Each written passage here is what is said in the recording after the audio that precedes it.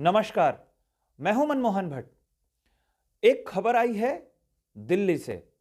भारत सरकार ने एक एडवाइजरी जारी की है तमाम वैज्ञानिकों को, तमाम उन महत्वपूर्ण अधिकारियों को जो जोशीमठ में राहत का काम देख रहे हैं, भूधसाव की वर्तमान से लेकर पुरानी स्थिति का आकलन कर रहे हैं।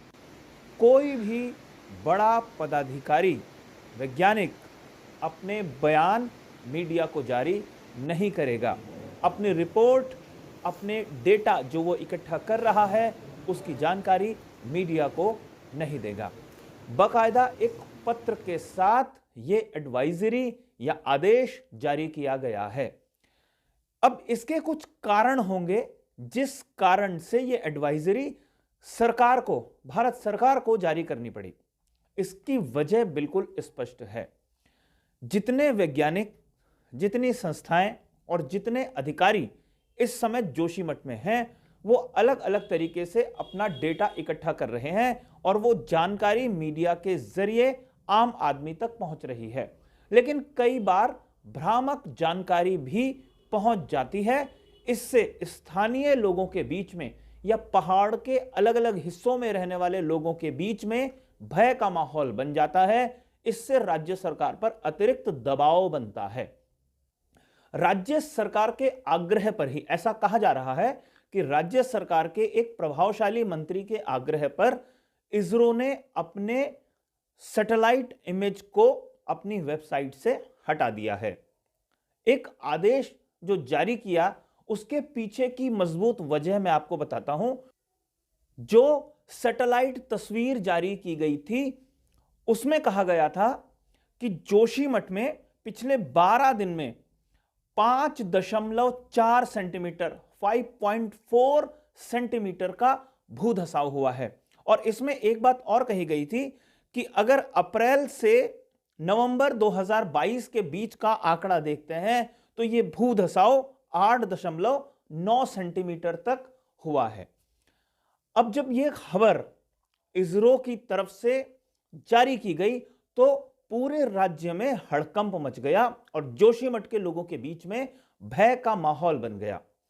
इस खबर पर, इस रिपोर्ट पर कई वैज्ञानिकों ने बहुत कड़ी प्रतिक्रिया दी है। वास्तविक स्थिति क्या है, मैं आपको बहुत स्पष्ट बताता हूं।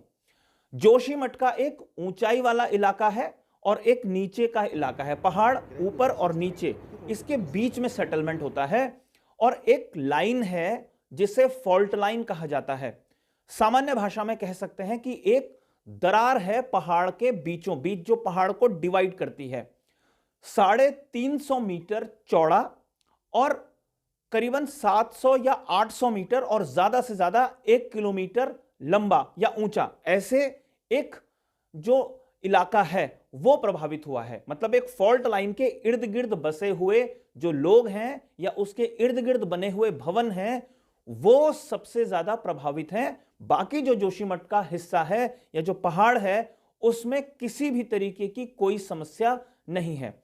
लेकिन जब इसरो की सैटेलाइट तस्वीर सामने आई तो उससे ऐसा लगा कि पूरा जोशीमठ नीचे बैठ रहा है, धसाव हो रहा है। जबकि जो आकलन करने वाले अधिकारी या वैज्ञानिक हैं, उनका कहना है कि 300-350 मीटर चौड़ा और करीब 1 किलोमीटर लंबा या ऊंचा जो पैच है वो डेंजर जोन हो सकता है और उसी के लिए उन्हें तैयारी करनी है। जब यह भ्रामक खबर आई तो उसके बाद अब स्पष्ट निर्देश तमाम पदाधिकारियों को, अधिकारियों को, तमाम वैज्ञानिकों को दे दिए गए हैं कि वो अपना डेटा अनावश्यक रूप से मीडिया में लीक ना करें। वैसे पूरे जोशीमठ में अलग अलग वैज्ञानिक, अलग अलग संस्थाएं अपने अपने स्तर से, अलग अलग दृष्टिकोण से जांच कर रहे हैं। कई बार उस जांच के कुछ हिस्से लीक होते हैं या उन हिस्सों पर बातचीत हो जाती है और भ्रामक स्थिति बन जाती है, जैसा कि सैटेलाइट इमेज के बाद हुआ।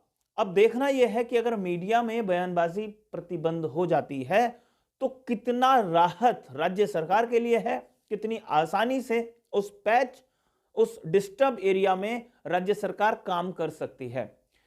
साथियों, अभी के लिए फिलहाल इतना ही। अगली रिपोर्ट में फिर मुलाकात करेंगे, लेकिन आग्रह, अगर इस रिपोर्ट को आपने पसंद किया तो इसे लाइक जरूर करें, इस पर अपनी टिप्पणियां जरूर करें और चैनल को सब्सक्राइब जरूर कर लीजिए।